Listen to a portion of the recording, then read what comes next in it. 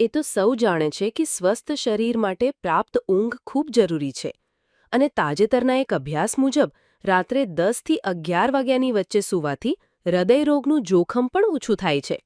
પરંતુ શું તમે જાણો છો કે વ્યક્તિએ તેની ઉંમર પ્રમાણે કેટલા કલાક સૂવું જોઈએ? જો ખબર ન હોય તો ચાલો જાણીએ. નેશનલ ઇન્સ્ટિટ્યૂટ ઓફ હેલ્થના સંશોધન અનુસાર 5થી 12 વર્ષના બાળકોને 9થી 12 કલાકની ઊંઘ લેવી જોઈએ અને સાંજે 7:30થી રાત્રે 9ના વચ્ચે ઊંઘવું જોઈએ.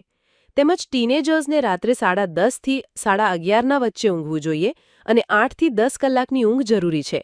તેમજ વૃદ્ધ વયના લોકોને રાત્રે 9થી 10 વાગે ઊંઘવું જોઈએ અને 7થી 8 કલાકની ઊંઘ લેવી જોઈએ.